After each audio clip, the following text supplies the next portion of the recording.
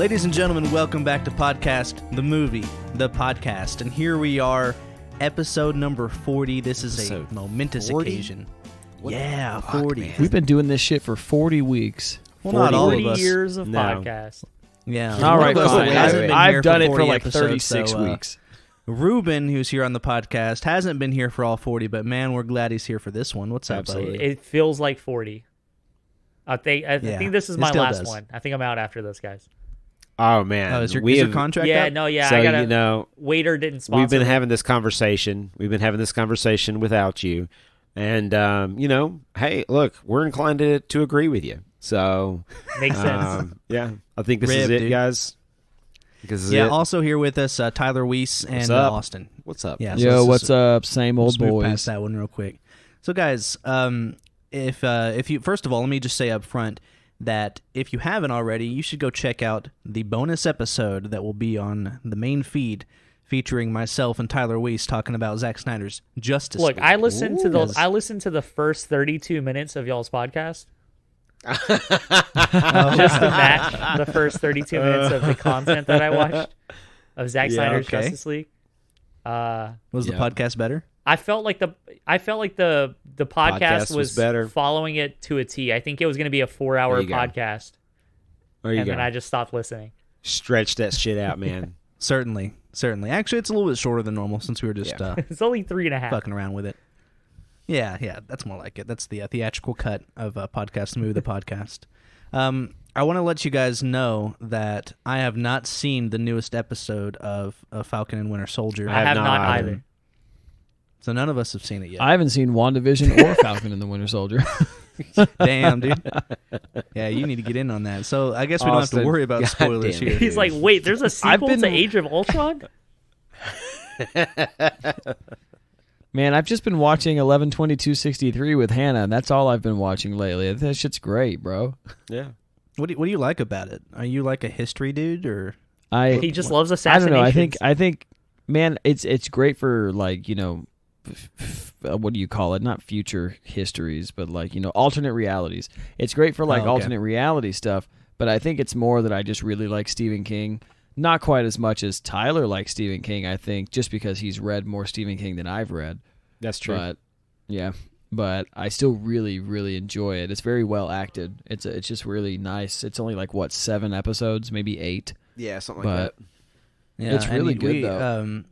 We may mention this several times in this intro part of this podcast, but we actually talked about the mini-series format on the Zack Snyder Justice League episode and got into a little bit about the advantages of that. And I actually am inclined to think that most mini-series shows are better than long-form, like just Have you guys- tired out. Speaking of that, have you guys ever seen Chernobyl?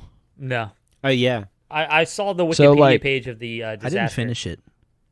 Well, I wanted to buy the 4K Blu-ray of it because I saw a steelbook, and it was like $40, and I was like, it's like a 10-episode miniseries, but I've heard nothing but fantastic things about it. So I was like, shit, might as well buy it if it's that good. Hey, you know where you can go watch all that? Don't tell me. Oh yeah. Wait. Is Ladies it? and gentlemen, HBO Max, which, by the way, you can also watch Kill Bill on HBO Max. Is that where you and guys you can watched watch Zack Snyder's Justice League as well. So on HBO Max. Yeah. Wow. I know, man. Xbox Look, Game I Pass, hate- man. Look, it's I hate being a shill for HBO Max, but like legitimately it's they have some of the best content that's available right now. So other than Disney Plus, I mean, Disney Plus and HBO Max are fucking killing it in my eyes. Yeah. So Well, then the benefit with HBO Max is that we're going to be getting new movies, like Tom movie and theater Jerry. releasing movies. Well, better Can movies. you guys hear my fork?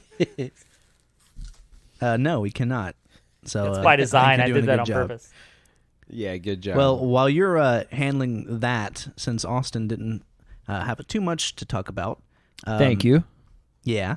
Tyler, besides Kill Bill Yeah. and besides Justice League, man, tell us a little bit about your week in movies.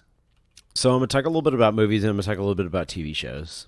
So This week I decided that I would step off the beaten path and watch some trash.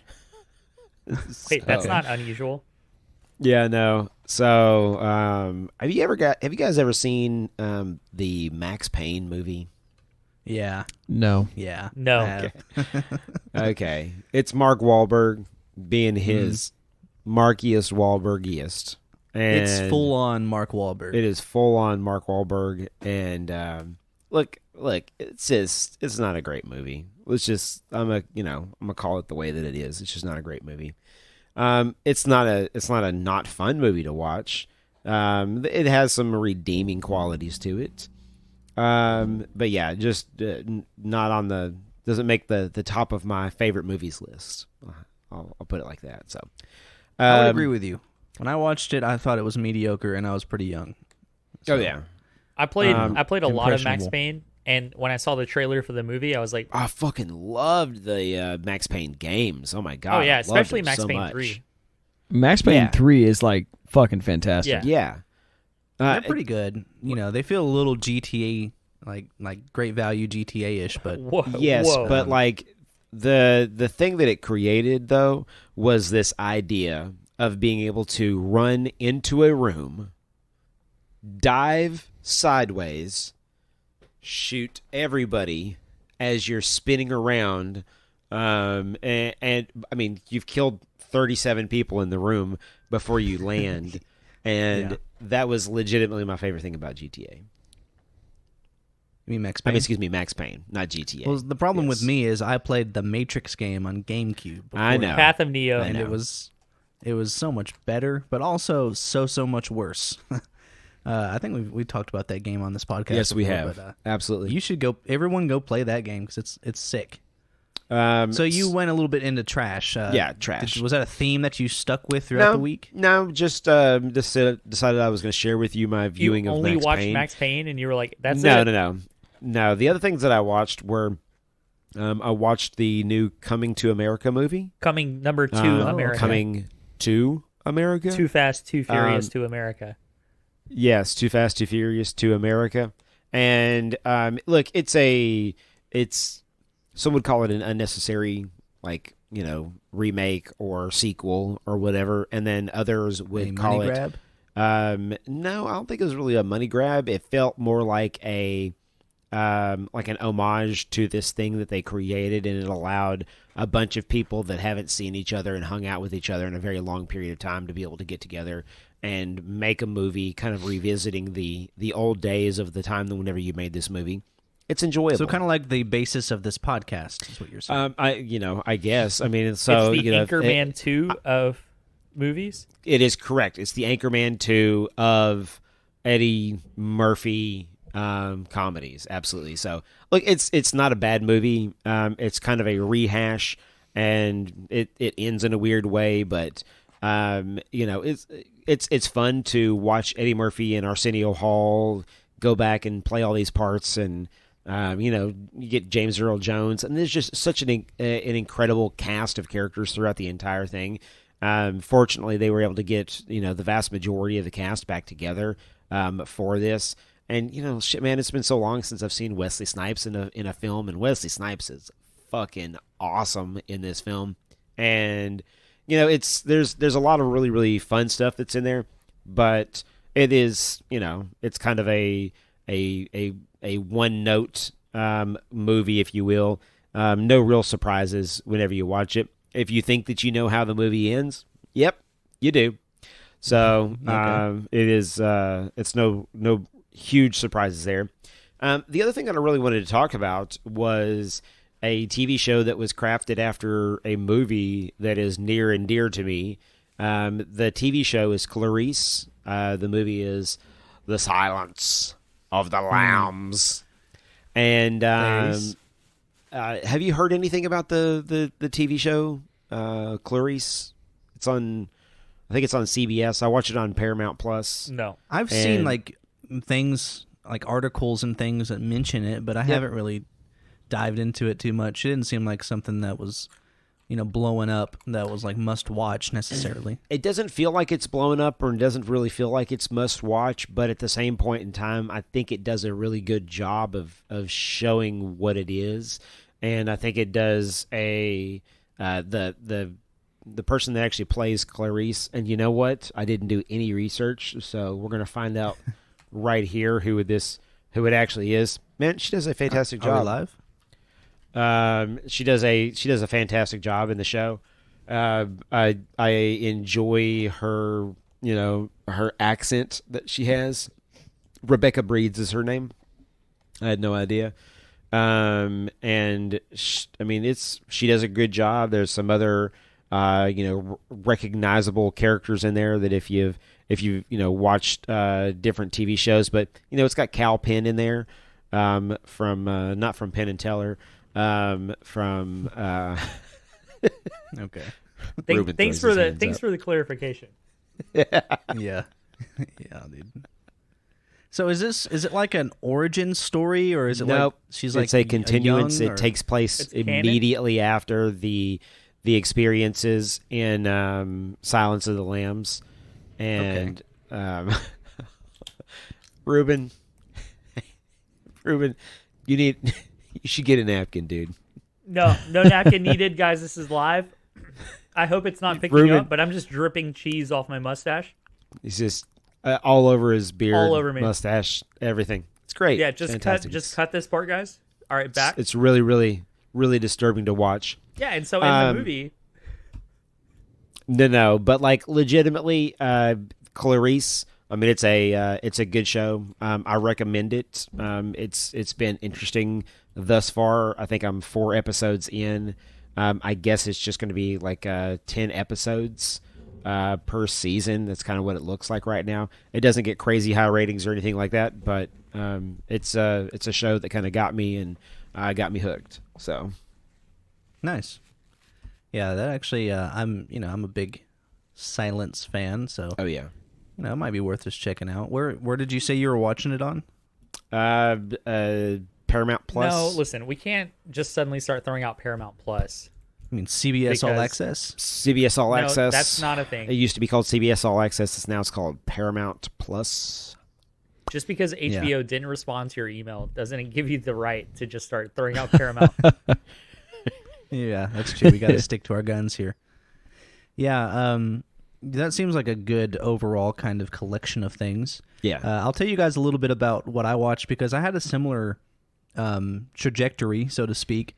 I watched a Shittown 3000 movie, and I watched an amazing, perfect movie. Oh. I teased it a little bit to Tyler. Can I guess? So, the Shittown 3000 movie is this new movie called Cosmic Sin. And this is a movie that has Bruce Willis in it. Oh, yeah, I know everything about it. Yeah, and it has that guy from Winter Soldier who's like Hydra, but he's... yeah, Frank Grillo. Yeah, he's in it, man. And he's like the... He's like guy. a fucking B-movie action star and has been for such a long period of time. Yeah. He's just... It makes sense that he's in this. Like, he's all right, but this movie is real bad. It is really, really bad. There's just so much stuff in it that doesn't make any sense. There's editing that is... I mean, it seems like whoever edited the movie had no idea. I don't know. I don't know. I just heard that this movie was bad, so I went to go watch it, and it was bad. It was definitely bad. What specifically makes it bad, though? It's just like Bruce Willis. If you haven't noticed from some of his movies since like Looper or Red, realistically, it's like the last 10 years. Yeah, he is really in this I don't give a shit mood. He's like Nick Cage now, essentially. Yes. Hell yeah. I mean, he just is just in a lot of these shit, like B-tier, C-tier movies, and like it gets a 2.5. Yeah, dude. It's a turd. And he is just not, you could just tell, he does not give a shit in it. Even on the poster, you can tell he doesn't He's give just a trying shit. to get a paycheck. I don't think he's actually acting in like 90% of the scenes. I think it's literally his double in a lot of the scenes. Like anything at all that is not him like just standing there talking with his face on the camera, I'm like 90% sure it's some other dude. Like it's hard to explain it. You need to It's just me watch the playing movie. the part. If, It could be. Yeah. That's it could be man. Weiss for all I know. Yeah, You know? shave Oh, my you'd probably beard do it- off. You'd do it better than Bruce Willis, though. Oh, 'cause absolutely, I he's would. real bad in this. But like, you really do need to watch it just to get a sense, because it's from a constructual point of view that it's just bad from A to B to C, and there are scenes where like they'll be it looks like they're all like together in the scene, right? But based on the way that it's shot and edited, it's clear that like when it pans over to like Bruce Willis, he's just recording a scene by himself. And then they edit it in such a way to where it seems like he's in with everyone else, but you just really can get this idea that Bruce Willis couldn't be bothered to show up on set for the actual scenes, and he just did it like at his house or something, or like in like this warehouse somewhere. It really is. That's awesome. It astounds me how low budget and shit that this movie was. I heard it was bad. I didn't think it was going to be as bad as it was, but Yeah, I it's heard one it of was those- bad. I watched the trailer and I was like, oh, I can't fucking wait to see this movie. The problem with this one is that it's not bad in an enjoyable way. I think it's bad in a upsetting way. So I wouldn't even recommend watching it. So this is actually more of a warning to anyone listening. Do not watch this movie. No, on the other hand, All right, I just- a What's the that great everybody movie? should Come on. watch. Hit me with it. Are you sure? Yeah. Okay.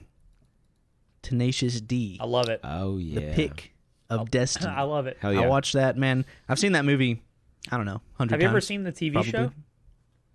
Yes, I've watched It's all almost the TV it's show. almost like the same kind of continuation of the show. Yeah. Yeah, you get like the origin of the D in Last the Pick of Destiny. night, Logan and I, in the recording of the bonus episode that we recorded, we started singing Tenacious D songs. Oh yeah. All right. Was that on the I recording? guess I have to go I subscribe. have no idea. I have to go subscribe right now. Yeah, immediately. Look, let me tell you, this play the best song in the world. Man, or I'm I'll telling eat you, your souls. I've I used to listen to their albums and drive around, and my kids would sing along with them, and profanity and all. I'm such a great parent, and yeah, man, I love that shit. From the HBO show all the way through to Pick of Destiny, and I bought Jack Black stock way back in the day, man. He is I love everything that he has done. Even like the non-comedy shit that he has done He along has the a way. great YouTube channel. Oh yeah, he has Yeah, a great YouTube channel, and He man, does he's stupid just, shit on he's there. fucking hilarious. He's just hilarious. He really is. He's got so much energy. Yep. Even now, as an older, out of shape man, the amount of energy that he outputs, like me in my mid-20s, I'm just like, man, you need to calm down. You're making me Yeah. tired. And he's like, He's hilarious. And he's actually like a fantastic singer. Like, Yeah, incredible legit, singer. no doubt. An amazing singer. Yeah. Like, really, really good. But yeah, the movie, I don't even know if I need to talk about it because I've seen this thing so many times. Like, the story, whatever. It's all about the stupid songs, the stupid jokes they make. Fucking Andy Dufresne is in this movie. Oh okay?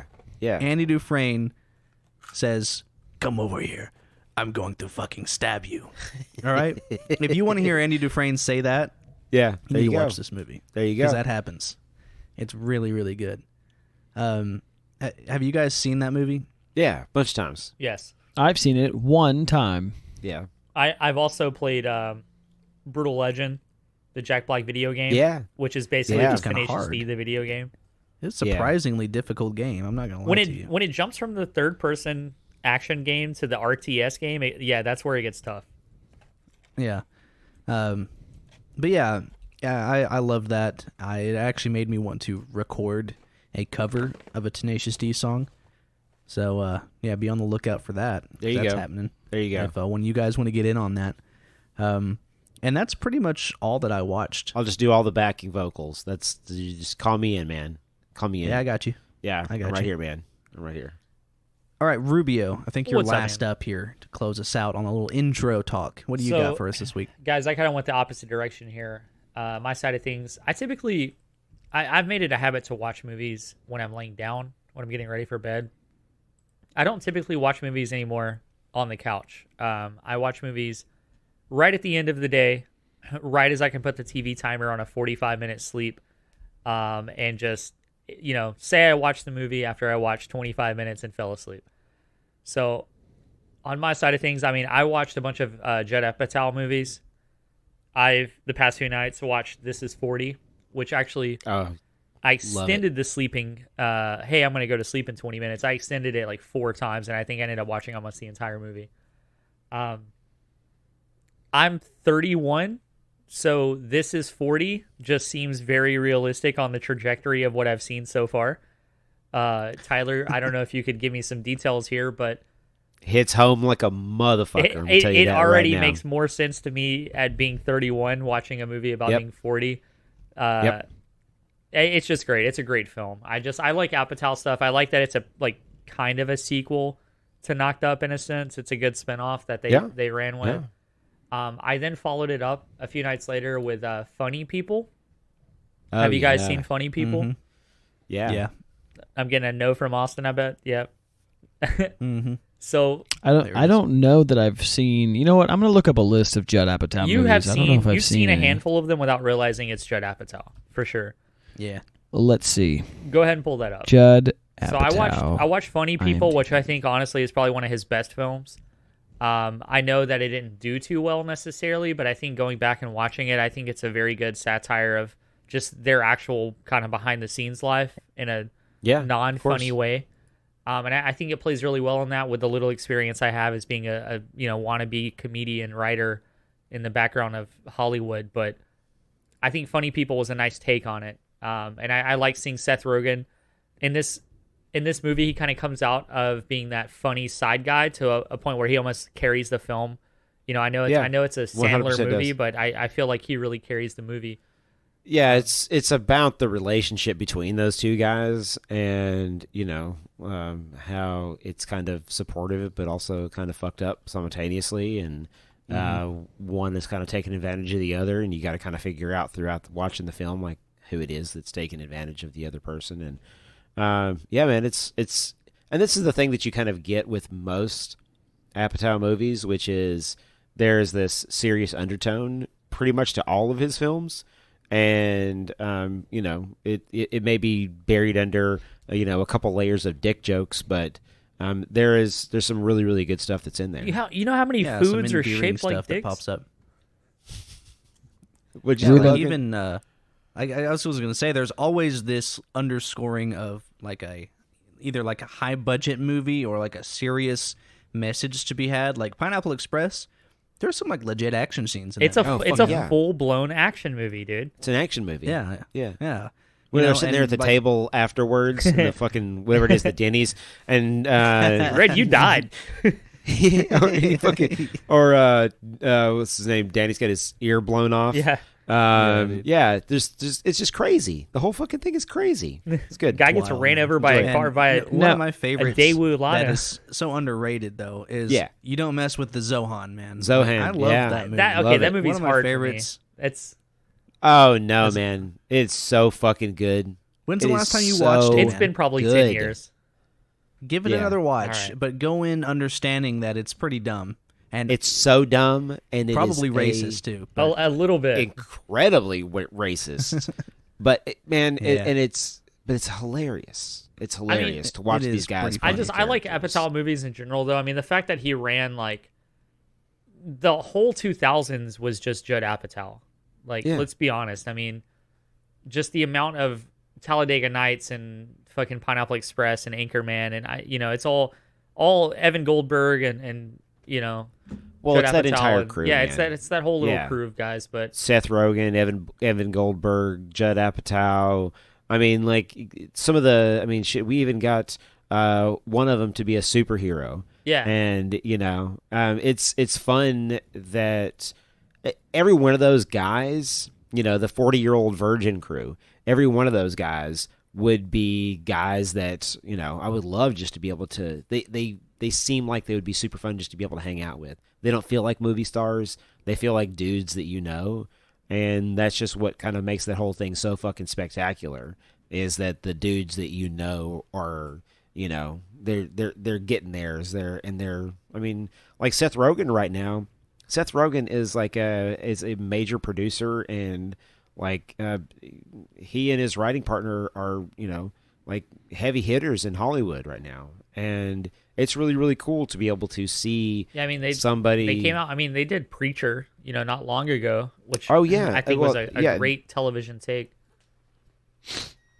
Yeah, and even like you know, Adam McKay in there. Yeah, absolutely. Like the entire mid 2000s to, you know, beyond is really dictated by the comedy of those guys. And I'd also probably throw in like Andy Samberg, Lonely Island, kind of. Oh, yeah. All associated contributing acts. to the internet. Yeah. Yeah, the internet, you know, kind of adjacent type thing. So that's like our generation of comedy. And, you know, so at least we have like a recognizable, you know, crew of people that contributed to that. It's fucking awesome. You know, love it. Yeah, I just so when you guys are talking about like Judd Apatow movies, are you talking about like movies that he's directed, or are you talking about like just anything? Because there's a bunch of shit here. Directed, but also written. He writes. Like, yeah, he's a writer. Written and like executive produced as well. So. Well, because I'm looking at a lot of these movies that he's done, and I've heard of a lot of these. I've seen Anchorman because of this podcast, but it says he's just a producer. He didn't direct it or anything. Yeah. And then I've seen Talladega Nights, but he's just the producer. He runs Apatow Productions, which is where like all the associated guys work together at Apatow Productions. But yeah, it's just like Step Brothers, Talladega Nights. A core group of people that you can tap into. So whenever any of those guys want to make a movie, they go through that production company, and then that gives them even more access to be able to quickly get people on, you know, who are in those types of movies, you know. And they're all friends, too. It.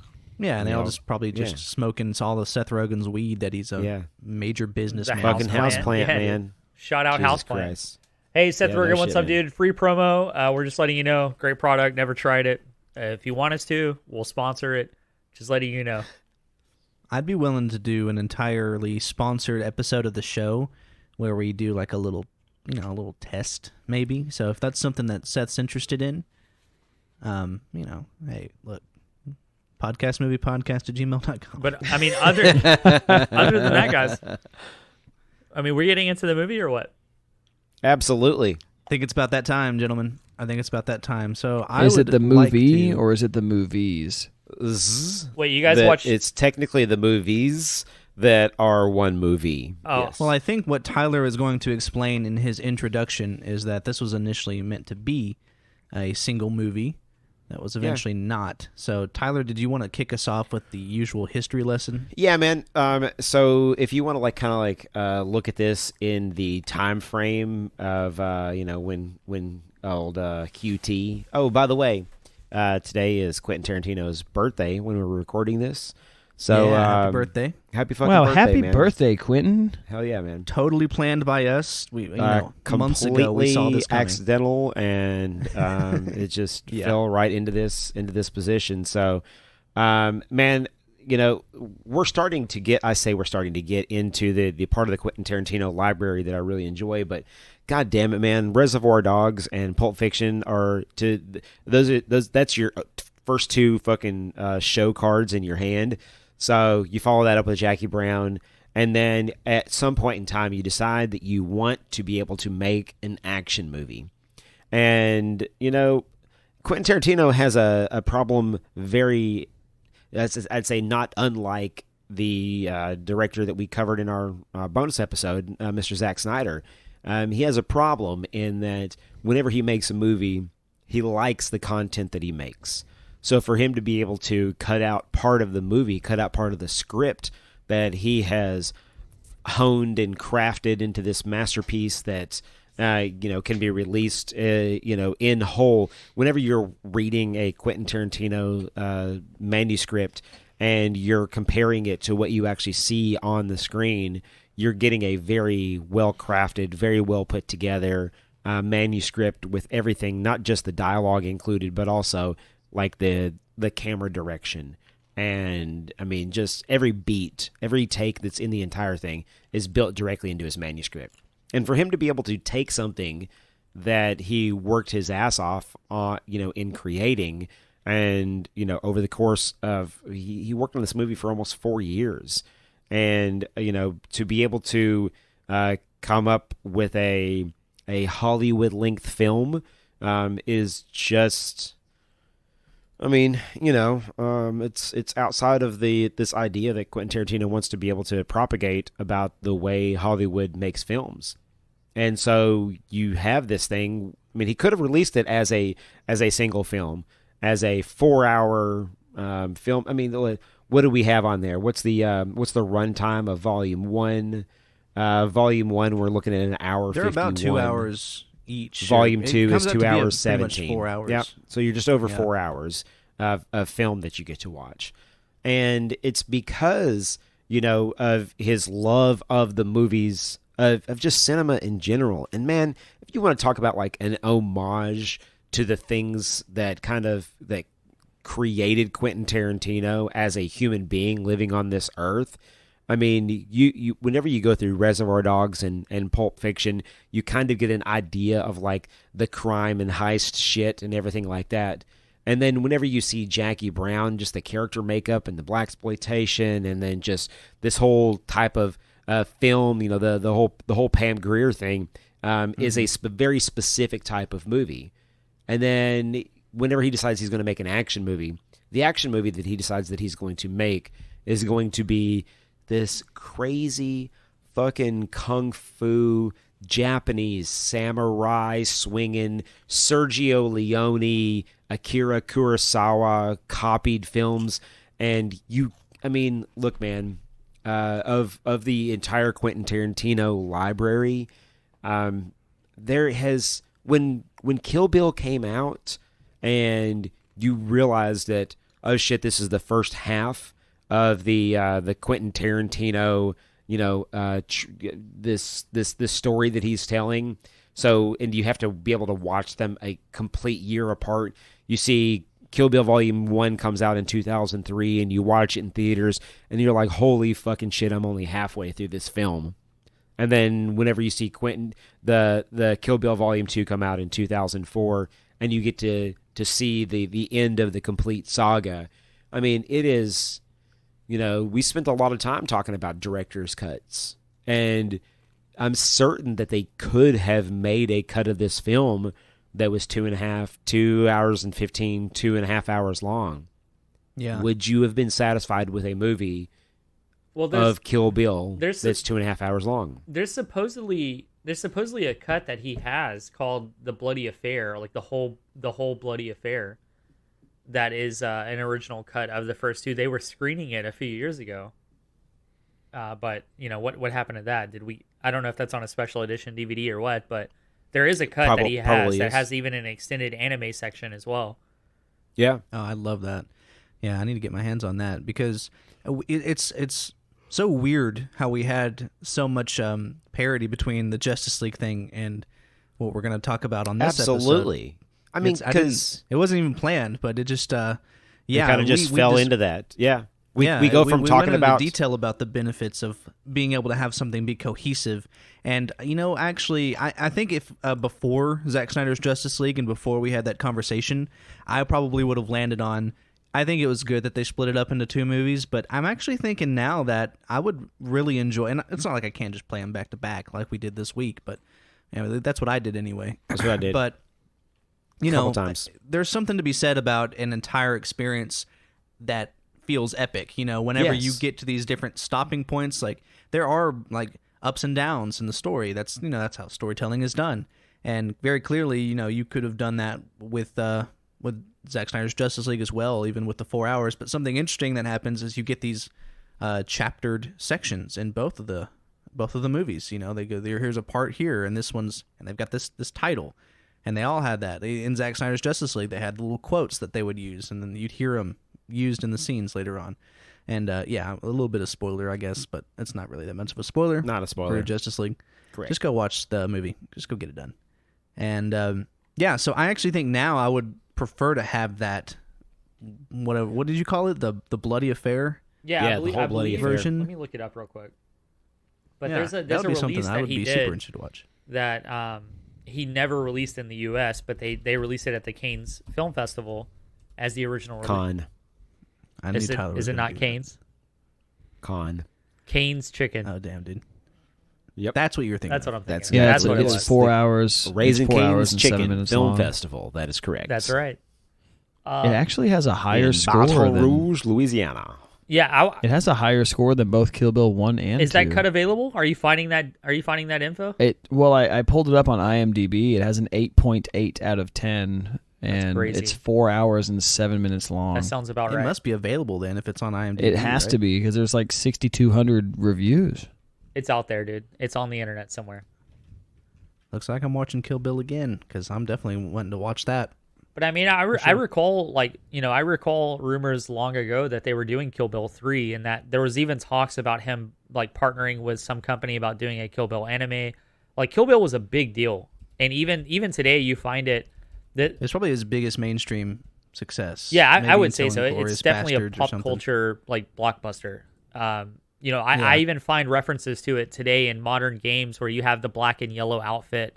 You have the Well, samurai. the black and yellow outfit. Well, yeah, I know. To be You're right, fair, you're Well, right. a lot of is a Bruce lot Lee. of Kill Bill is built on referencing Other older stuff. movies. Absolutely. So, but like the bum bum bum like scene, like Yeah. how many times have you seen that now? A billion D.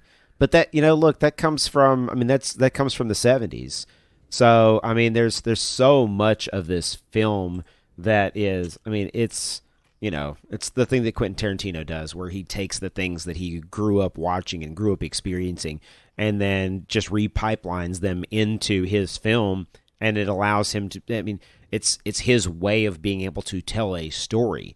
An original story, but using pieces and parts of other films, which is just crazy, man. It's crazy that just the level of detail and specificity that it goes into, the characters, and even like the casting. The casting is such a big thing because a lot of these guys that are in this film are actors from previous generations of films that he is using as inspiration from this. Sonny Chiba. You want to talk about the kung fu movies, and everything that he had done, and the whole part of Pai Mei, and that thing has just been played again and again and again throughout the history of the Asian cinema. It's really ingenious the way that he is able to take pieces and parts and ideas from these movies that he grew up watching and incorporate that and come up with the cohesive story that is Kill Bill. I just obviously am a fanboy. I think that it's he does this thing where he makes movies for him, but at the same time he makes movies for people who fucking love movies. Kind of Yes. like when you were talking about Funny People. Like that was a movie that was a lot of just inside baseball where they were doing stuff that comedians probably thought were really funny, and it was a good movie on its own, right? correct. But it felt to me anyway that it was like, well, we made this movie for us and like people in our job kind of thing. Kill Bill, and I would say like Once Upon a Time in Hollywood, some of these, there's some specific ones where you can tell he was really going for a certain aesthetic that if you're a huge movie buff, you're gonna love it. You're gonna be like, Fuck oh, dude, yeah. there's that, and all Yeah. the self-referential stuff he does in Yeah, his and- later movies back to his own older And I movies, shared with so. you guys, I don't know if you saw this earlier, but for anyone out there, maybe we can post this on social media. But Vanity Fair put together a quick video guide showing 58 references in Kill Bill Volume 1, and just all the way back to the 50s and 60s of cinema. Yeah, of course. The opening shots and everything, just the direct cinematography homage and just a ripoff that he took from other films, like you said. And there's a lot of them that I just never even pieced together, and then you see them side by side and you're like, oh, That makes perfect sense, and it's a shot for shot like remake with modern info. But do you guys recall? Super sick. Do you guys recall how the film opens? Anybody will walk through the opening of the original Volume 1? So, if you the couple things and you guys know how I am about taking notes, so I'm just going to show this to you guys real quick. So this is, I know, man, very detailed. So you guys are going to have to bear with me as we get through my notes. The whole idea behind this, it's a tale of revenge. So it's a revenge story. Star Trek. It is the epitome of it's a story about a monster who wants to be a mother, and then has to become that monster to be a mother. And it's ingenious the way that the entire thing unfolds. And to start out a movie with basically the murder of a human being, that basically leads us to one of the most crazy fight sequences that's ever been put to film, which is the fight sequence with Vernita Green, Vivica Fox. So, I know I kind of skipped a little bit around there. If you want to talk about, do you find me sadistic? Bill, the baby is yours. And basically how all that leads together. And then she gets clapped. Yeah. Bum, bum. And do you think Panic at the Disco, their entire theme is just based on the opening to Kill Bill? Do you think every one-hit wonder song that Panic at the Disco ever released was just Kill Bill references? Anybody? Bueller? You think so? You think so? I think that they were. You know what? We don't need to get into Panic at the Disco. Why Panic at the Disco is a Bill. bad band. All right, keep going, guys. Hey, I want it to be clarified that I don't think Panic at the Disco is a bad band at all. I've been a Panic hater for a long time, though, so I know it's my own. I'm kind of probably in my own lane here. Yeah, dude. So Kill Bill. So Kill Bill. Anyways, I hadn't seen Kill Bill in a while. For me, the first time I watched... I don't actually remember the first time I watched Kill Bill Volume 1, but I can remember the first time I watched Volume 2 was after it came out on DVD, and, I think we rented it from Blockbuster, and if you remember, you know what that was. Oh, yeah. And we rented it, and I watched it, and my parents were, I think, a little uncomfortable with me watching that movie. Because I was probably... Is it because of the feet scenes? Well, I was uncomfortable this time. Like, I was uncomfortable literally watching it this time. But probably the blood and gore had something to do with it, mostly. The fight with the Crazy 88s, is that what it was? That was awesome. Yeah, that was awesome. I loved this as a kid, even though I didn't understand what was going on the first time I watched it that much. I just thought it was cool. There was blood spurting around everywhere. That was my favorite part. So before we skip directly to that, the fight with Vivica Fox that you get as like the opening fight sequence. I mean, you basically the story opens with the bride being murdered right there in front of us, and then it goes directly from that to this incredible knife fight sequence. I mean. Okay. How many knife fights have you seen in movies in your life? Go. Captain America, Winter Soldier.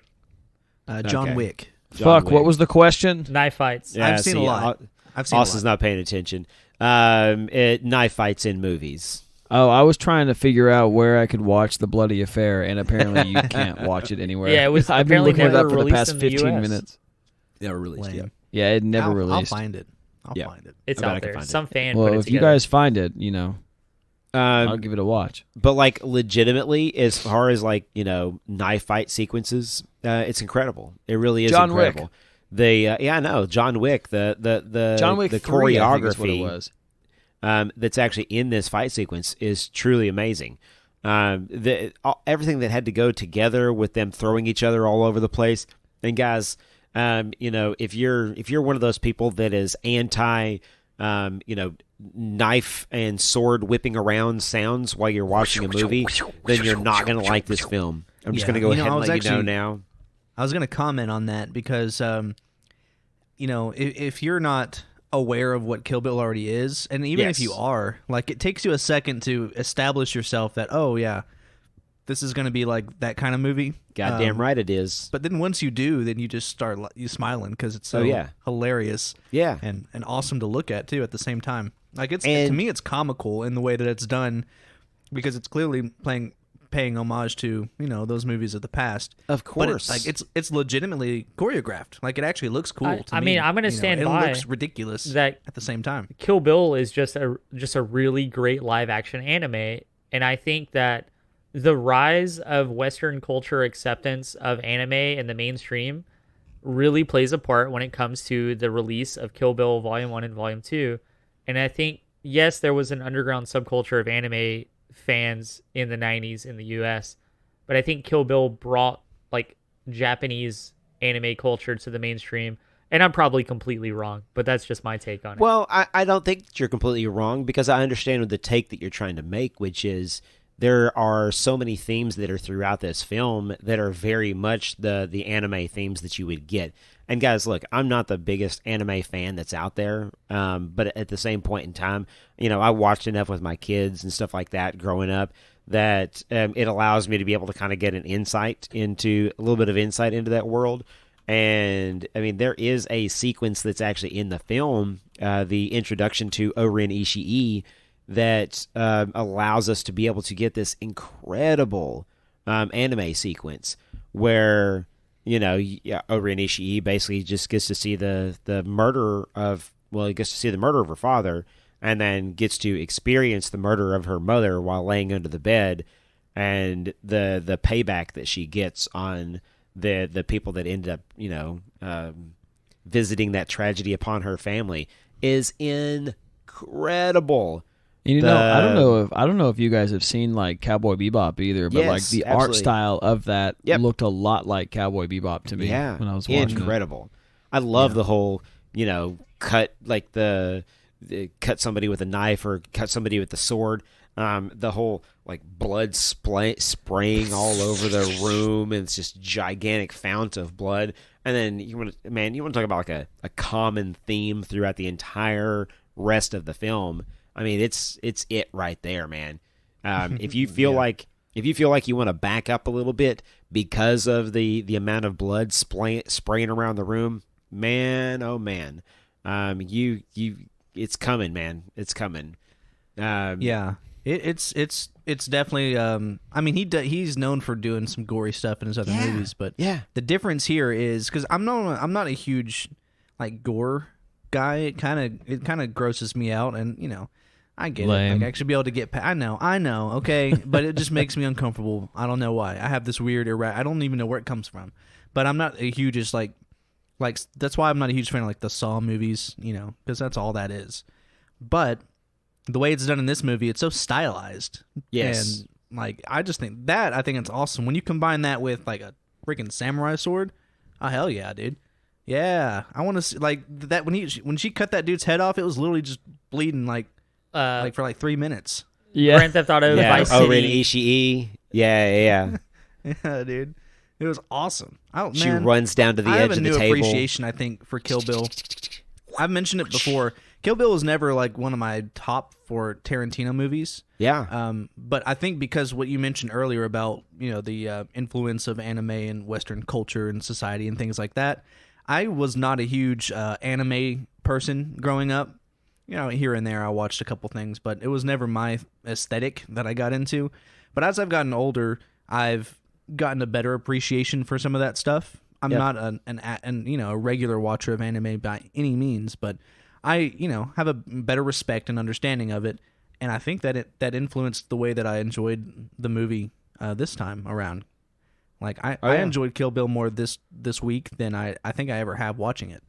I was just having a great time. And I don't know if you guys experienced something like that. Yeah, man, and I'll tell you what. As I get a little bit older, and as I, gain a little bit more experience, living on this rock, it becomes a very very familiar film to me, and just the ideas that are explored throughout the entire thing, and especially this. And look, there's this other sub plot that's kind of hidden from us until the very very end of the film, which is this idea of family and motherhood and everything else. I mean, it is it's a revenge story that spoiler alert, it ends in triumph. I mean, for her, definitely not the direction that she had anticipated, but it is. I mean, it's a fucking great film that has a happy ending after just a shit ton of blood and gore and everything else. It's a very feel good movie at the end of it. Yeah. Did you guys feel like the scene where she first wakes up in the hospital bed and then it's revealed that, there are some terrible things happening to her while she was comatose? Oh my God. Yeah, I mean, Buck. Did you keep feel in like mind that scene felt a little out of place in the context of the rest of the silly violence of the movie? no. Like in No. retrospect, I kind of get where you're coming from. So- yeah, I'm not saying like it's yeah. not like a severe problem, but to me, when I watched it this time, I was just like, man, this is. I think This is ultimately, pretty dark I think here. ultimately though, Yeah, it's kinda dark. the whole movie for her is a tale of revenge, right? And throughout the movie, she's being violated by a variety of different circumstances with men involved, and I think it's kind of that power play of showing that she's still more powerful than them through the violation. She's able to overcome that and still kind of be that active, like leading, powerful woman. Overcome. That That's a everything. microcosm of the overall trajectory Yeah. of what we're going to get into. Yeah, I see what you're saying. yeah, and I think that makes you sense. know, That's the best way probably to explain I think it was also just Tarantino's way to partner with Weinstein and just put a little bit of nasty stuff in there. God. My And- name is Buck, and I'm And here. and to fuck. Weinstein signed off on that entire shot, and he's like, "Get some yeah. feet in Oh, there, yeah. get some feet in there." And then Tarantino was like, "Yeah, I feel that," and Oh yeah, make his vehicle and call it let's the pussy call wagon. it the pussy wagon, which is just a reference to Grease, by the way. Pussy. It's just a reference to little Grease. teaser also, I think, for the end when we start talking about what we want to watch next. Just throwing that out Are there. you saying Grease? Pussy Not wagon? directly. I'm quitting. Not directly, but Face Off. Okay, I got maybe it's Grease adjacent. We'll get there. Grease Oh, Remember, you gotta have Jason. your Face Off. Saturday Night Fever. face off. Face. Yeah, man. I guess I see. That's a good point, Ruben. But I don't know. Like to me, it just maybe it's because of It's like Alien. we're in a post Me Too world. Alien was an just a movie ongoing one. about unnecessary violence and sexual assault and rape. And to an extent, Kill Bill is a redemption story of getting back against your attacker. And,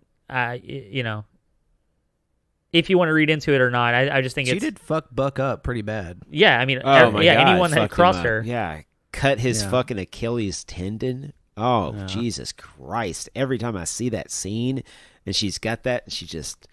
Chick, and he just drops like a sack of taters. He just starts like Drags going him into over shock. to the door. Oh yeah, but like Drags by him the over last door. time she hits him in the door too, and his leg starts twitching and shit. Oh, yeah. Like, Yeah, boy, Definitely a Tarantino movie. Your name Yeah, is very much Buck, so. right? So there's a couple of scenes I really wanted to talk about. I understand we're getting into like the the hows and the whys of the film, but let's talk a little bit about just the creation of this masterpiece. A couple of my favorite scenes, and I kind of want you guys to chime off on this as I bring stuff up, but the scene in Okinawa where she goes in and she basically you're presented with two sides of this. So you're presented with a side of, you have Hattori Hanzo, who is he has this subterfuge up where he is just a guy who owns a sushi shop in Okinawa. And then you also have the part that Uma is playing, the bride, because at this point in time we don't know her name, and that was a huge thing. The bride. In the film, throughout the entire first film, you have no idea what her name is. They bleep it out every single time, and I'll kind of get into why that was done here in just a little bit. But in the scene where you actually have her, show up and meet Hanzo, and she has to play this part as well. She has to play the part of the American girl who is here in Okinawa. Is this your first time? Yes. Do you speak any Japanese? And they go through this part where they're both kind of feeling each other out until you actually have the reveal of, what she is doing in Okinawa. And she says, I'm here to see somebody. And she's like, he says, who are you here to see? And he's like, Hattori Hanzo. And then he's like, oh shit, okay, let's do this thing. And you get the introduction to the steelmaker that has made these swords. And at some point in time, there has been something that has run afoul between Hattori Hanzo and Bill. And this guy has made a vow for the last 28 years, has vowed to God that he is never going to create a killing machine again. He's not going to create an instrument of death. And he ends up breaking this promise with God because of Bill, because of this tale of revenge that we're going to have to get to see play out. And I love the introduction of the character. I love the introduction of this sword lore. And, I was growing up, I was, we talked a little bit about this. I don't know if we talked about this on the previous podcast, the bonus episode, but I know that Logan and I had this conversation of, I was a samurai ninja nerd growing up. And if you look behind, I knew it immediately, knowing I have Tyler. swords. I was like, I know for a fact you either do currently or used to own a samurai, like a katana. I had three. Katana. Is that not the most Tyler Weiss shit ever? Yep, I had three of them hanging on my wall at one point in time. So, I am a crazy huge nerd whenever it comes to stuff like that.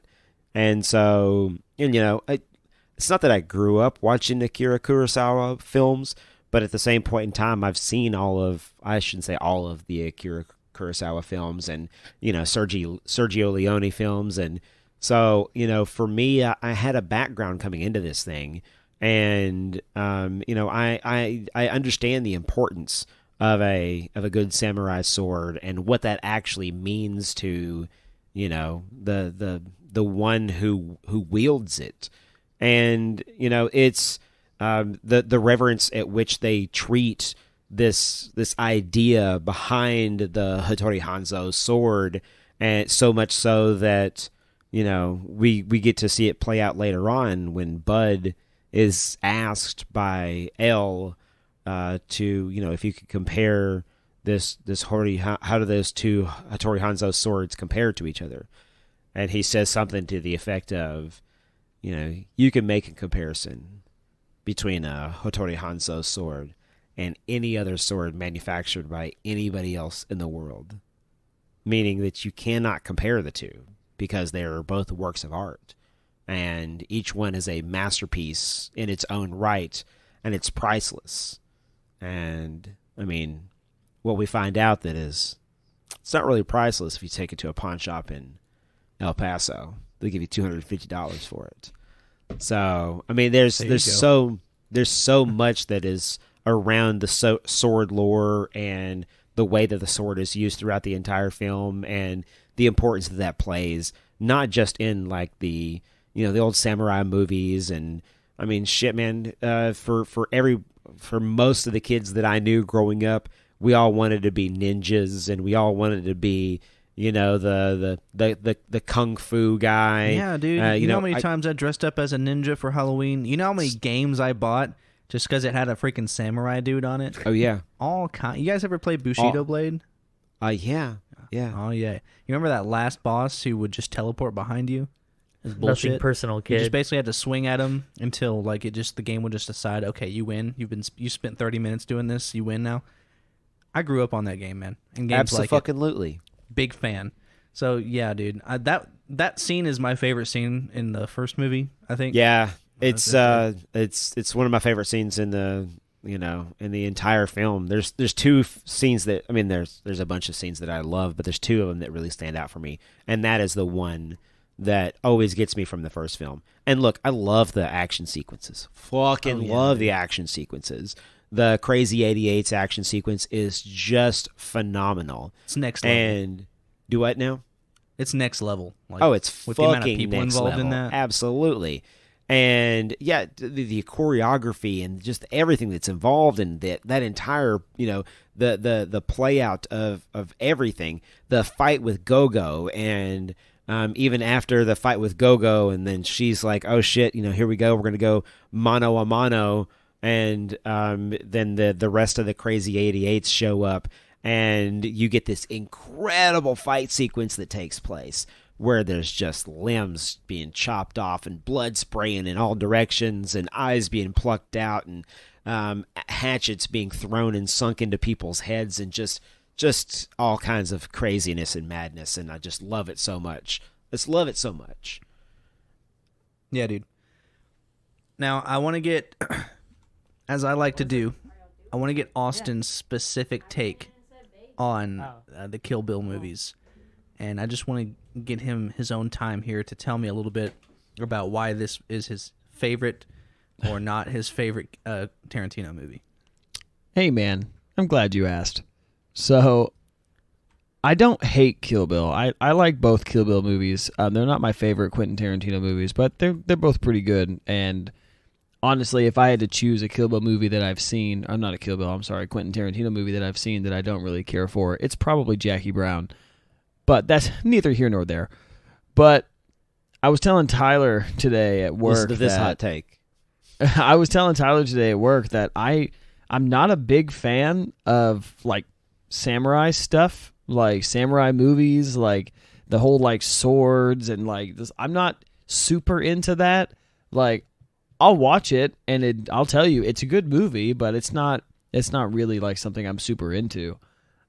Which is also kind of weird because I really like shit like Samurai Jack, so it doesn't really make sense to me either. You're so confusing. I know. I don't get it. But That's not to say that Samurai Jack isn't a fucking masterpiece in its own right, because it is.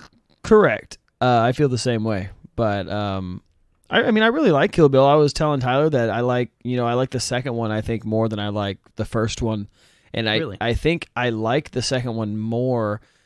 I don't know, because maybe to me, and feel free to correct me if I'm wrong, but the second one to me feels less like samurai-y than the first one does. Like the whole second one is more like martial arts kung fu, I think maybe. Well, and it's also with killing the I don't remember their names. With there's a lot of dialogue that happens in the second one that just doesn't take place in the first one.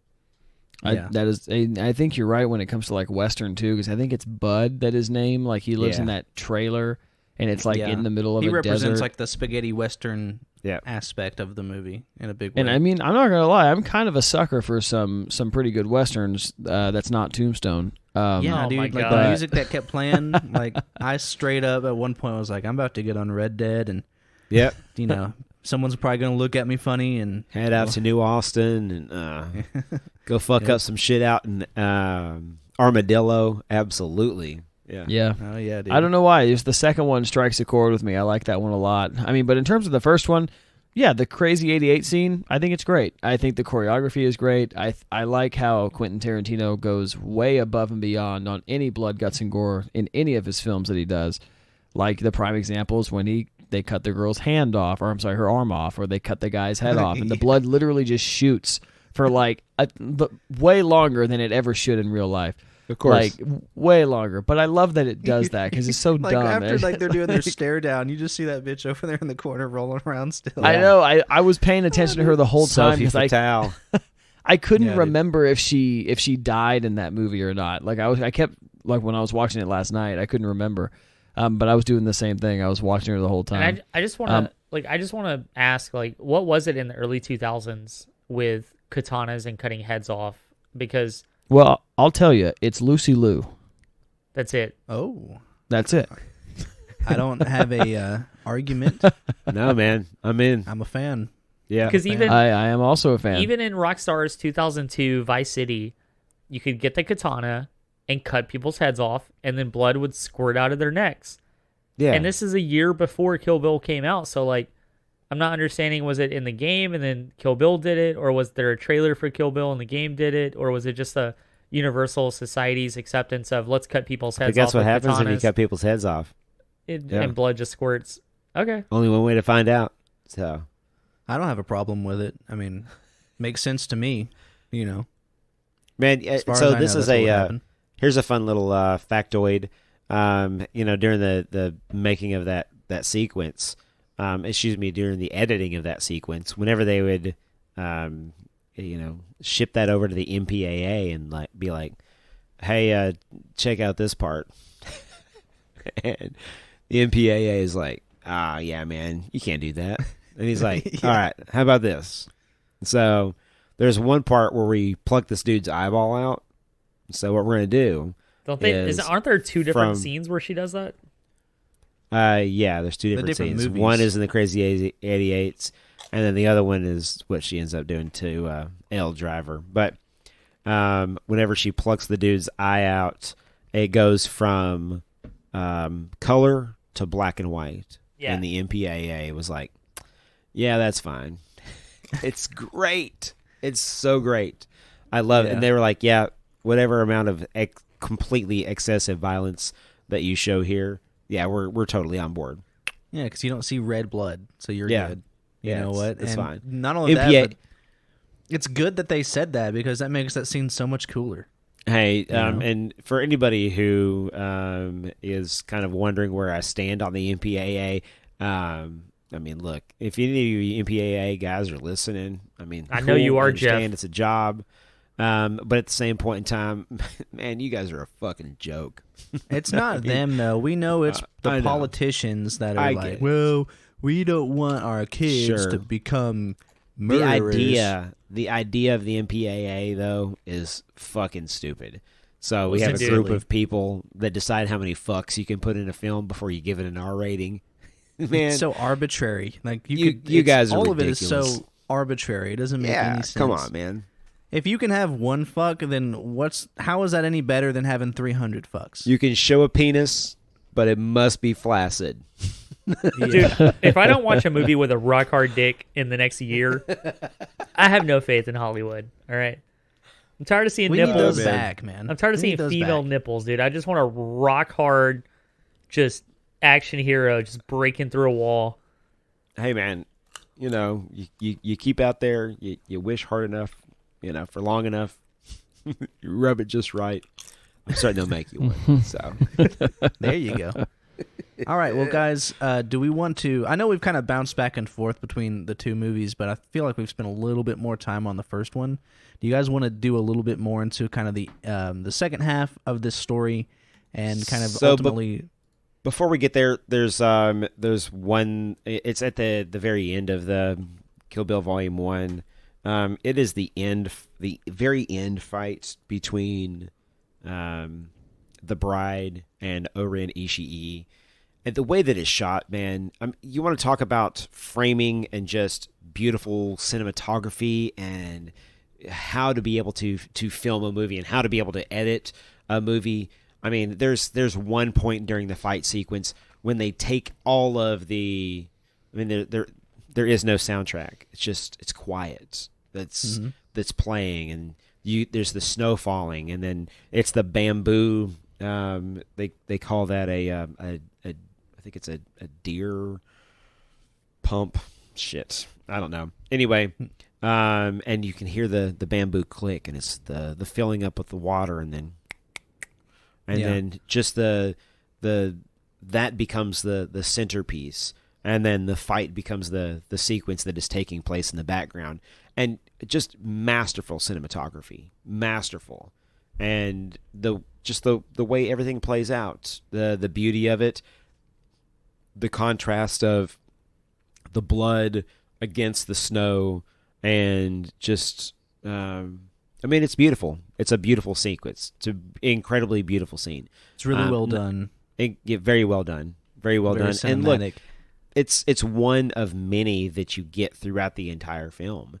I just find that particular sequence, that particular scene of the two of them, standing next to each other, swords drawn. I mean, it's an incredibly powerful sequence. That's a great way to encapsulate how much detail that Quentin Tarantino puts into the scenes. Like, if you want to understand like how everything is placed for a specific reason for this specific shot, I mean, that scene kind of encapsulates that in a major way. 100%. And, you mentioned how there's not really the music going on.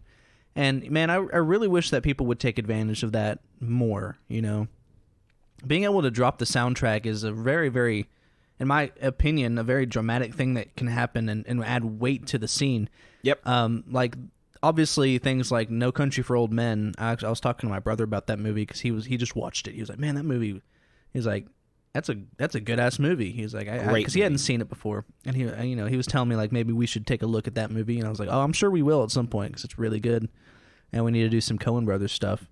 But the most recent example that I can think of as far as new movies would be Infinity War. I mean, whenever the Thanos snap happens and people are just disappearing, there's no music. It's just like people walking around, and then you just kind of see it start to happen. It has the effect of putting you in the scene and being just as confused and then horrified as the other people, as the characters in the story. Yep. So I wish that more people would. I don't know if I mentioned it on Zack Snyder's Justice League, but like, yes, the new soundtrack in that was good, but at the same time, I felt like there were some good opportunities for them to have some restraint on the scenes in general. And it's not specific to that movie. I think that more movies should do that. So just a little aside, I wanted to go on a little rant, if you will. So, about the second movie. Yeah. I wanted to once again go around and get some of your favorite scenes from the second movie in specific, because we went through a few different ones, and you said you wanted to go into deep dive into some scenes. So, can we talk about the scene where she gets out from being buried alive? The iconic. So it's such a long sequence of That's events her breaking through. That gets us there. I mean, you have the training of Pai Mei, the cruel tutelage of Pai Mei, as it is called, that leads us to, the escape from, being buried alive. There's that sequence right there. Let me first off say Michael Madsen in this film. Michael Madsen has never been like my favorite actor ever, but his portrayal of Bud in this film it's masterful. It really is. There's something about whenever Michael Madsen works together with Quentin Tarantino, they complement each other very well, and Michael Madsen, his ability to become the character and play out the part that Quentin Tarantino has written for him is extremely well done in this film. And Bud has a line, some of his lines are some of the best that are in the film. And when Bud is talking to Bill and he says, that woman, she deserves her revenge and we deserve to die. And it is just it's an incredible introduction to the second film. Yeah. And sets it up for the people that are, that got to see this thing happen, live in theaters. I saw it on the opening weekend before. I don't want anybody to be able to fuck it up for me. And go into the theater and being able to watch this film, whenever you have that moment, because, everything that you're led to believe is, Bud's kind of the fuck up, and Bud's the guy who just, really can't get his shit together, and, Elle calls him a fucking alkie, and, it's just and ultimately it's his greed that undoes him. But, I guess his trust and his greed is what actually undoes him. Yeah. But it is he's the guy that got the ungettable. So you have the bride, which actually we get the introduction to her actual name at the beginning of this, spoken by Ella Driver is the very first time that you hear it, and her name is Beatrix Kiddo. So does anybody have any idea why her name was beeped out throughout the entirety of the first film? Because he didn't know what her name was going to be. He couldn't figure it out yet. No, he knew what it was going to be. I think it was just more as a callback to older movies that kind of had that play out, right? I mean, it's the briefcase. So that's all it is. Just to keep you in, just keep you locked in. That's it. Yep. It's the briefcase. It's the this idea of not knowing, this idea of the expectation. A lot of people read into it that it is, this thing that plays out in Sergio Leone films. If you got, or any like the old the Clint Eastwood films, Fistful of Dollars and all of that, where he's he's the no-name character that rolls into town and does all of the things. It was excluded because it wasn't important until it was, and it was the thing that it made you wonder about. And Quentin Tarantino is incredible about giving you moments that, oh my God, man, the whole way that it played out. I've got to know. In the year interval between the two films and all of the craziness that went on online, there's an entire Quentin Tarantino archive page where you can go back and you can see all of the logs from like 03 to 05 and just how the whole thing played out online and the conversations that were had. I'm like, what does it mean? What does it mean? And I love that, when we finally get the introduction to her real name. Oh, and by the way, if you go back and you watch the first one, whenever she buys the ticket to Okinawa, ticket to Okinawa, it goes in close up on the ticket, and Beatrix Kiddo is printed at the top of the ticket. So you could actually find it out from the first film if you really wanted to be able to find that out from the first Just have film. to have a 36-inch HD TV in 2003. Correct. Silly boy. That's it. I think that I love Bud, but man, his character in Reservoir Dogs, though, the psycho guy. Oh yeah, Michael so good. Madsen. Yeah. Michael Madsen is fucking incredible. Yeah, absolutely. Loved him in that. I think that's still my favorite of him. I know you like Bud though, because he's got that Arthur Morgan. Man, and look, he's not the fucking dummy that he's taken for. He's the guy who catches the bride. He's the guy, and that's one of the things that Elle was kind of pissed off about. Whenever Bud asks her about the two R's, which one do you feel? Do you feel relief or do you feel regret? And she's like, a bit of both. And what she really feels is regret that the most powerful and most fierce opponent that she's ever faced in her entire life was taken out by some fucking shit kicking hillbilly like you.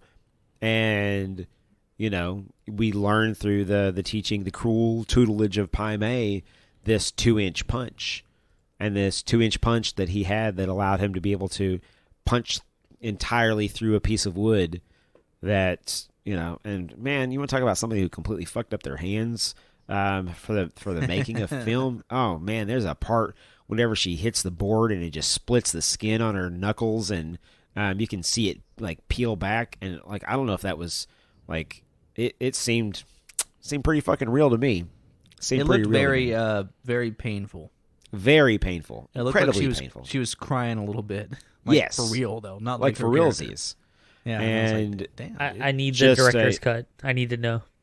You need to know. You go into the audio commentary. This is what you hear. You hear. This okay, is the so part for this where scene, man, what I was my thinking knuckle had to is heal we want to for make like it real 6 weeks. realistic. All right, I want to make it real. Feel like you're actually trapped inside, man. All right. That's what you'd hear. Man, you want to talk about being fucking trapped inside? I mean, like, even now, and I've seen the movie so many times, and I know that she gets out of the coffin, but Jesus Christ, man, this whole idea of being buried alive, and I love that, Bud kind of gave her the option. He was like, hey, if you keep squirming around and fucking around, I'm going to take this big goddamn bottle of mace, I'm going to spray it right in your goddamn eyeballs, and, or if you're cool, and just shut the fuck up. I'm gonna give you this flashlight.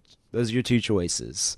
And just the way that entire thing played out. I mean, like legitimately, I do not know the 2-inch punch that's going to allow me to be able to punch through the coffin. That I'm going to be able to dig myself out of the earth. So if you bury me alive, I'm just. I mean, you can come dig me up later and I'll be dead. But that's the entirety of what's going to happen. I'm really screwed in that situation. I'm now, dead. we all did attempt to learn the 2-inch punch when this came out, right? Oh, yeah, I was 100%. definitely punching I spent a lot of time construction doing, paper. just doing that right there. I definitely had I had some bleeding going on. As soon as it became 100%. mildly uncomfortable, though, for me, I was like, Yeah. well, I'm not trapped. I don't have to keep doing this. Yeah.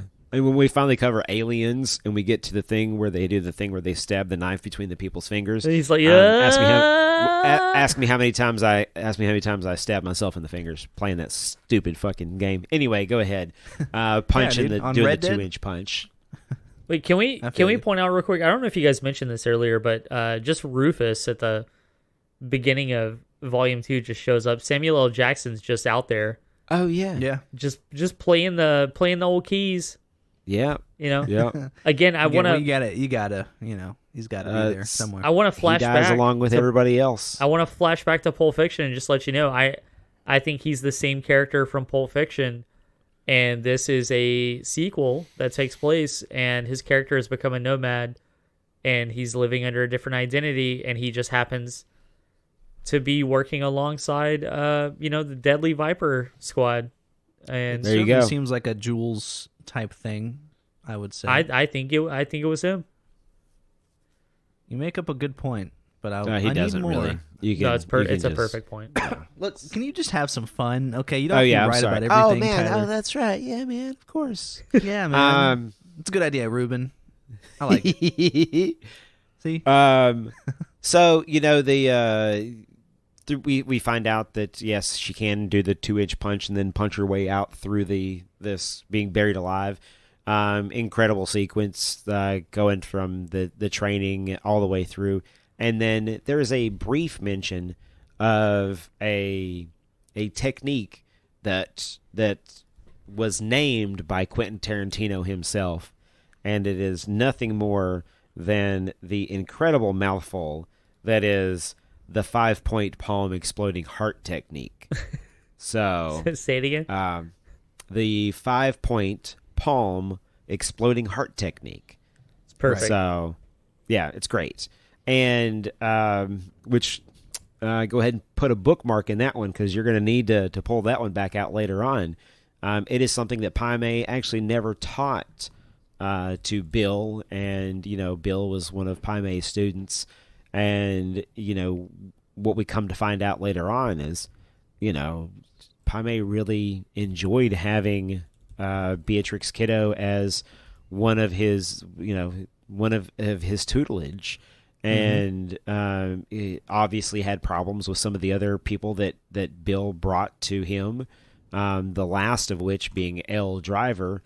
And then we find out in that sequence right after, technically right after Bud dies. Bud dies from being bit in the fucking face by a goddamn black mamba, which the way that L was reading the whole thing off to him seemed extremely painful, especially the paralysis, but the pain continues, and then you just die, you succumb to the pain. I mean, that's kind of a super fucking morbid way to be able to keel over.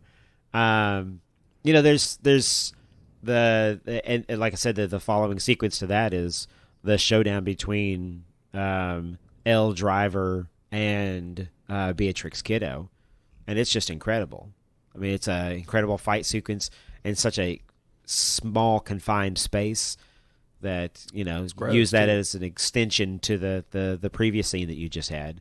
And it's just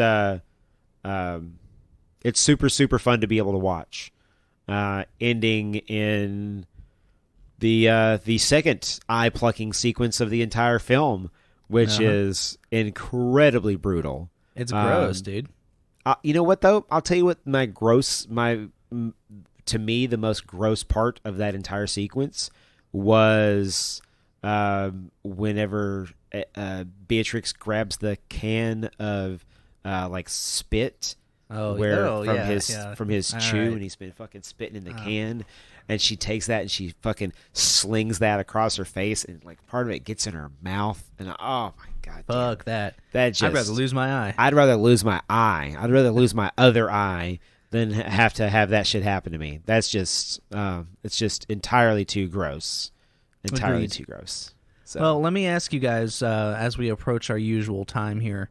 Was there anything else that we're going to go way beyond? No, we're not going to go way beyond. I'm overriding that. Okay, people don't want to sit here and listen to this for too long. I'm overriding it. We're keeping it like a tight through his notes. We're keeping like a tight 1.5. Okay. If you, I mean, we can go a little over.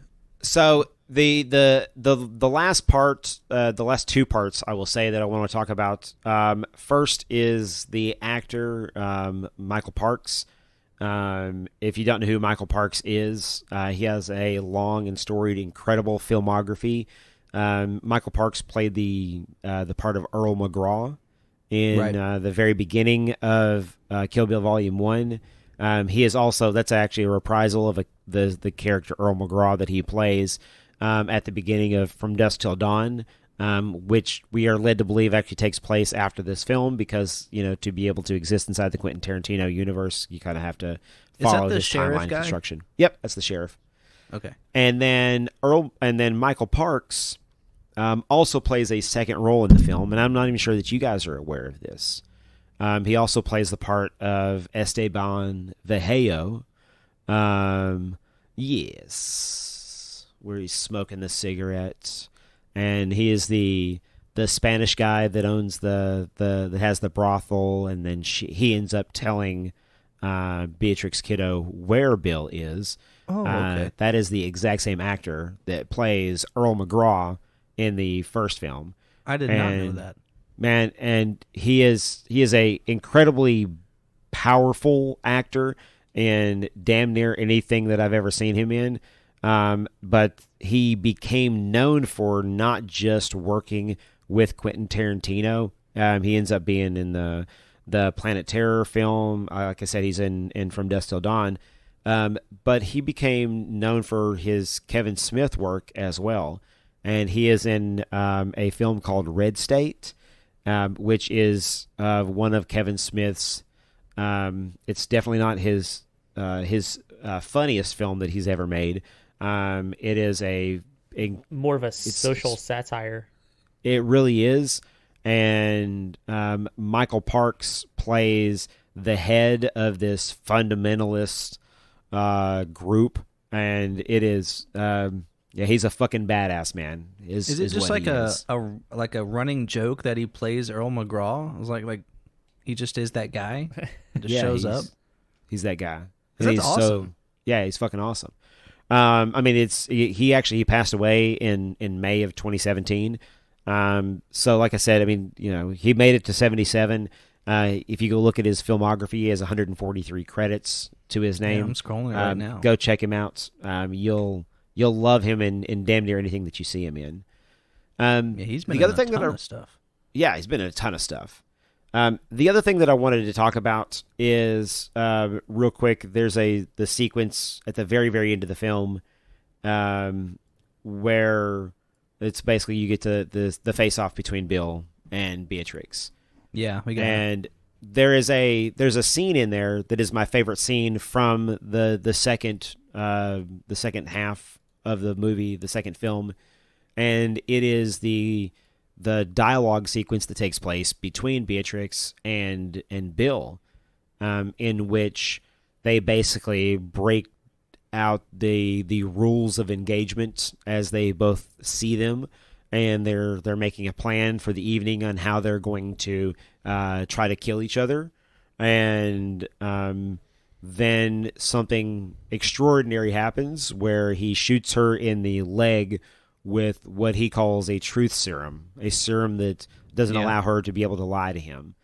And there ensues the most Quentin Tarantino conversation that has no right being in this movie. It has no right being as good as it is being placed in this movie. doing this analogy breakdown about Superman, and it's Quentin Tarantino's ability to be able to incorporate his love of comics back into the film as well.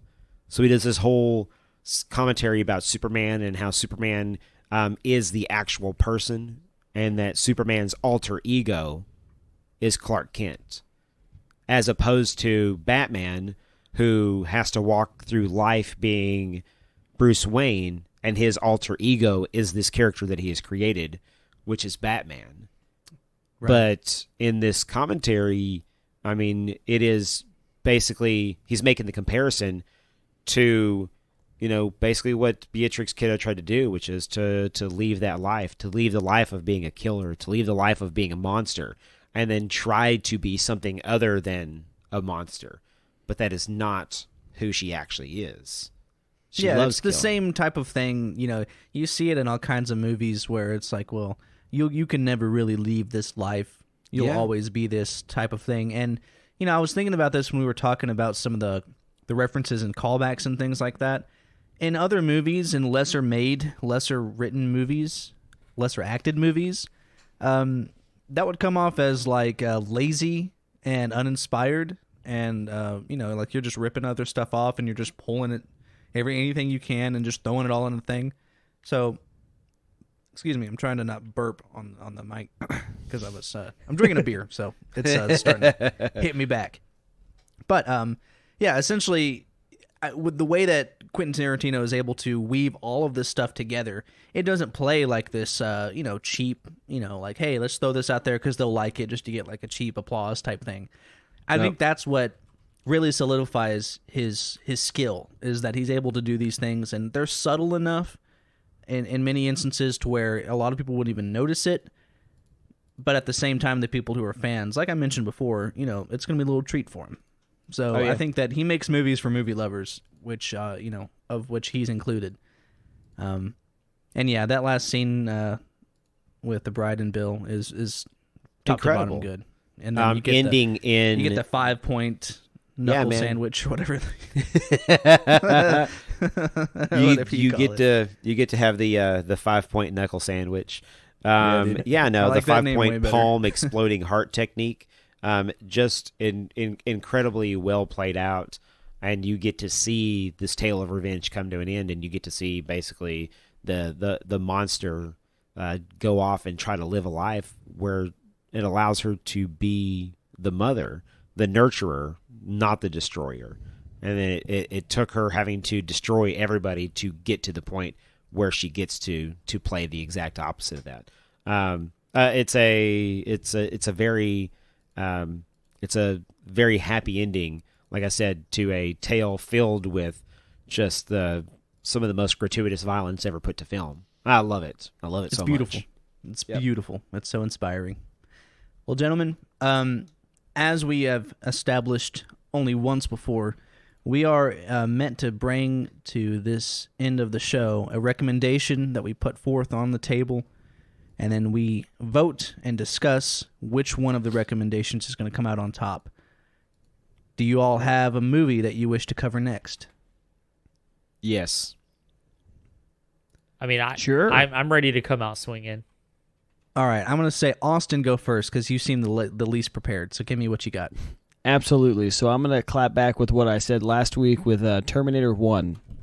Okay. A repeat. So we can finally get on this fucking train so Ruben can stop getting on my ass about watching these movies. How have you not seen Terminator 2? I just don't understand. You really need to just watch it on your own time, and then we'll watch it again when we get to it. You need to watch maybe. it immediately. We'll see. I don't know. It's so good. It's so good. Okay, so Terminator 1 for you. Weiss, what do you got?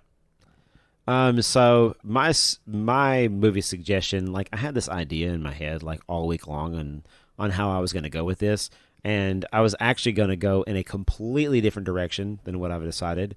I was actually going to go love story originally, and go to something a little bit more heartwarming than what we have. I mean, we are no. Hard no? Is that what it is? Okay. Maybe no, Hannah made me watch as we're coming into Easter. Hannah made me watch The Notebook the other week. That was okay. There you go. There you go. I like The Notebook. It's definitely a rewatchable. So, I'm going rewatchable. completely opposite to all of this. And it's based off of a conversation that Ruben and I had earlier this afternoon. Oh Lord. It's on sale right now for $5 on the old Tunes of Ice of I should say. And it's one of the most incredible heist movies that's ever been made. Incredible action film. It is the movie Heat. I knew you were going with Heat. Yeah, I could just feel it. I could feel the heat from here. Man, you can feel the heat from there. That's good. That's a good one, man. That's a good one. All right, Ruben, what do you got? Well, hey man, I just want to let you know I'm live here. I just probably heard a gunshot outside my window. That's good. Literally just happened. I heard some arguing outside mine earlier too. Maybe it's that I was was somebody talking about shutting heat. a trunk to their car. I don't know. My headphones are on. Tarantino shooting a scene. There you go. Could be that. Guys, I'm coming at you here with two movies that I'm thinking. Let me just say, I love Terminator idea. You can only do one movie. Come on now. Oh, okay, you're right. I love Terminator. I love Heat. I'm just gonna go ahead and come in hot with guys. Let's start getting into Wes Anderson, and let's watch Bottle Rocket at some point. I think Austin's gonna giggle at this movie, and I want his take on it. Are we allowed to change our movie? Yeah, go for it, dude. The Cat in the Hat with Mike Myers. I'm ready. Okay. That Anyway, ain't Logan, what's yours, man? Hell no. For me, this might surprise you guys, knowing my history of what I tend to like and what I tend to strongly dislike. Shit! It's a time travel The movie. Go. Purge. I wouldn't go that far to recommend a time travel movie. Sorry, my bad. But think more of my aversion to 80s trash. I actually have one that I really enjoy, and the reason that I am thinking about watching it is because one of the songs from the movie, here's a little hint, shuffled on my Spotify. Is it I'm Breakfast talking about, Club? I know my baby flying high. You know that Is that song. Grease? Labyrinth, Yeah. guys. Yeah. Labyrinth. I'm lost. Love that movie. Yeah. We haven't. We need to I get just a bought musical it. in here. I just bought it We in do some 4K. singing. I need last some week. David Bowie crotch. I need, like you were talking about, wanting some rock hard dicks. I brought rock hard dicks for you. You can't turn me down. Listen, you were set Austin up and Austin and I are busy on the Labyrinth episode. Dang, you got that right. So it might be- Wow. that might be All you right. guys. Haters. That's a Tyler Logan special right there. That's what that is. Apparently. Dude, I'll Yeah, look. that's a man on man love right there. I'll That's what load that up is. Labyrinth if I have to. Okay, I've got it right here Hey, in HD. Are we going to take votes on all these movies? Yeah, of course. Yeah, that's the idea. No votes. You got to vote for one of them. So I'm going to start, and because on principle I'm not going to vote for myself because that seems dumb, and Okay. I know Tyler said that's okay, but I will never do that. Sure. I'm That's actually fair. going to vote for Heat because Okay. that sounds like a good-ass time. So Okay, Tyler, what Austin? do you... Yeah, let's go Austin. So, Yeah. now if I could vote for myself, I'd say Cat in the Hat, but that'd be disrespectful. So, Wasting your vote, dude. now I don't want to downplay any of the other movies suggested, but just based off of everybody's reaction, I think I will also vote for Heat because I've Okay. never seen it and I know nothing about it. Oh wow! Oh my God! You get to go in blind. Okay, that's awesome. Like every movie we watch. Man, I wish I was you. I wish I had amnesia and I woke up as you. Memento Because disease. I would love to be able to like go back and watch all these films for the first time and then be like, oh man, I've never seen Wizard of Oz. And then I've go fucking watch seen it Wizard and be of Oz, like, you oh my piece of God, shit." it's like goes into color. I mean, yeah, man, that's what I want. That's all I want. All right, Tyler, what do you got? What's your vote? Hold on, Ruben, what's your vote, man? Dude, I'm Why do you keep delaying yours, dude? Because I'm ready. I'm vote ready. myself. I'm ready for Heat, man. I want to get Austin's Hell take yeah. on Heat as well. Hell yeah! I think that Abso-fucking-lutely. coming I guess it hot doesn't out matter of what Goodfellas. Tyler says now, but Yeah, for I posterity. vote for Heat. I vote Huh? for Heat. He votes for the you can't Notebook. vote for your own. He voted for the Notebook. What are you talking about? No, he voted for Who Labyrinth. made Notebook. Who He made would that have voted rule? for Labyrinth amongst those movies, clearly. If I would have, if I had to name something other than Heat, I was going to say Labyrinth, but everybody else said Heat, so fuck yeah, we're doing Heat. Let's- I'm so Goddamn annoyed right, that you guys we're doing won't. Heat. Like the it- one of these trash movies that I Is should it the hate. one that and was you guys made in will It's love? 95? $5 on iTunes, I think. That's it right there. Should be $5 on iTunes right now. Yeah, it's $4.99. Yeah. Yeah. Can you AirPlay this shit to your TV? Yes, you sure Hell can. yeah, you can. Yeah. Oh, absolutely. Watch me buy it right now. Hey, Yeah, man. let's watch the 1978 classic, The Hobbit animated adventure. Okay. Let's all Eventually fucking one get of these days. stoned Yeah. and just watch The Hobbit. I've seen that. Did you know? It's- Hey, Logan, did you know that on the entirety of the extended edition Oh my God. podcast that we Yeah, just wrap it up, did, guys. we never even I never even talked about like Lord of the Rings and the extended versions of that. I mean, other than to say that I've watched all of them back to back to back, I have done all of that. But at the same point in time, I mean, that's how you get something that is extended.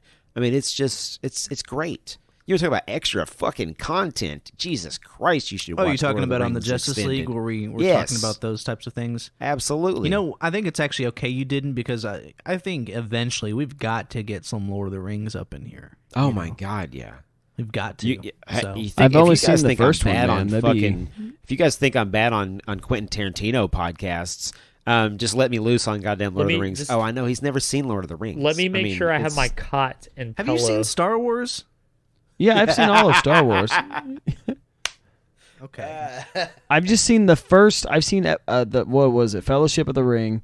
I've seen all the Hobbit movies, but I've never fully seen Two Towers and Return of the King. You watched the shit Hobbit movies before That is you. correct. He did. All right. Well, mostly because they came into theaters. So I read the Hobbit book because they were Yeah. releasing the first movie, and I was like, "Fuck it, I'll give it a shot." So I read the book, and I was like, "That was pretty okay." And everybody and their brother was like, "Let's go watch The Hobbit." So like it was a group thing. So like every year when they were releasing them, we went and saw all the Hobbit movies. But I just never went back and watched Lord of the Rings. That blows You know, my mind. I went to go see The Hobbit, the first one when it came out. I think it might have been. What was the one that had like the spiders in it? Is that the second one, the Smaug one? Yes, second one. So yeah, The we went to go see that. Smaug. Yeah, that's how it's pronounced. And I went with my girlfriend at the time, and because like I didn't really care about going too much because I didn't love the first one, but she wanted to go, so we went. She was like so hyped for it, super excited, and she fucking fell asleep like halfway through it. I Yes. just Hold on, remember- there you hold go. I just remember thinking about that, and then like That's at the it end right of the there. movie, I'm just sitting there, Ed Sheeran singing at me, and I'm just like, what has my life become? And she's Did over I- there sleeping. I just wanted to ask, did I unintentionally just agree to watch a movie that is 3 hours long? You sure did, buddy. It's basically Goodfellas on meth. It's better than Goodfellas, dude. Oh my God. It's probably It's probably not better than Goodfellas. 100% It has- better than Goodfellas. It is legitimately. It's like the heist movie of all heist movies, and it's Al Pacino, it's Robert goddamn De Niro, it's Val Kilmer. That's my only problem Um, with doing Heat like right now because we kind of just did Goodfellas, but at the same time, I really want to watch that movie because it's really good. Okay. Yep. Look, I can tell you right now, I enjoy Heat way more than Goodfellas, and I love Goodfellas. Yeah. So, I can't wait to do this. Let me movie. just tell you, also, I'm still watching The Labyrinth though. there's a scene in Heat yeah. that feels like you're just watching a live action Grand Theft Auto scene for 20 minutes. It's what a lot of that shit was created, and then in Heat's- 100% in reference to Yeah, this particular Heat scene that created takes place the in Heat. entire like early 2000s video game Yeah. action scene. Yeah, like walk up, grab He- open hey, the hey, door, yep. You punch should. him. I need covering Look, fire. I think you're gonna enjoy this movie. Just for 20 minutes, dude. It's the greatest Yeah. shit. I think you're gonna enjoy this movie. So I might great. watch it on my plane ride. Well, I actually won't have enough time to watch it on the plane, but You can watch Just like, watch, like, an hour Half of it. yeah, and then I'll watch the other half on the way back. Because Load that I'm shit up gonna on be the out of iPad. town. But yeah, all right, guys. It was fun. We got Absolutely. our fourth Tarantino movie down on Man, our We quest. didn't, we didn't talk fucking enough 40 about episodes. the movie. We just talked about Tarantino. Look, we kind of we did a lot of Kill Bill, but we tend to do Tarantino. We kind of just remake the same episode every 10 episodes a little bit with some. I have no problem with that. What's the Well, next yeah, I don't one? either. We're going to continue to do it. Yeah, what is the next Tarantino movie? Is it Um, Inglourious what- Bastards? What is the next Tarantino movie? Oh. I know what it is. What is it? Kill Bill Volume 2. No. Right. That's it. No, we're gonna go ahead and do some Death Proof. Oh, Jesus. Oh, I'd never even seen that movie either. I believe it. It's well, I guess we'll cross that bridge in 10 more episodes. So You we'll mean get there. in 10 weeks? I'll see you in 10 weeks, guys. Yeah, dude. Beautiful. Man, All right, it's guys. almost our thanks year. for thanks for tuning in. And Awesome. You guys write are us awesome. An email at podcastmoviepodcast@gmail.com and tell Austin that he needs to talk a little more, because he probably I should. didn't have a man. lot to say this episode, man. I missed Austin a little bit, man. I thought he was over there Hey, buying once we tickets to watch Terminator Panic at the 2, Disco. he's What? all game on Terminator 2. Yeah, I I'm want a telling 10-minute segment in Terminator 2 just so I can talk only about that shit. There you For go. 10 minutes at I least. will grant that, because I would love to hear that. I would love a full dedicated Austin Talks segment. I try to, every time I host, I try to give you your own segment if you haven't noticed already. Oh, no, I notice it. I notice it every time. Yeah, I just give you a little softball, just a little. Well, because Fill it up. sometimes I'll bust in if I want to say something, but a lot of the times, like, I don't have a whole lot to add to what you guys are saying, so I'm just like, whatever. And then I look up shit on this other monitor that I have. There you go. This man's got dual monitors. Yeah, I finally got dual monitors, so I Yeah. look up, like, I was looking up Kill Bill stuff. I was looking up just a bunch of shit. Power of the Babe. Power of the telling you. Babe. The voodoo. All right. Voodoo? See you guys next week. Voodoo. Later, See guys. ya. Power of the Babe.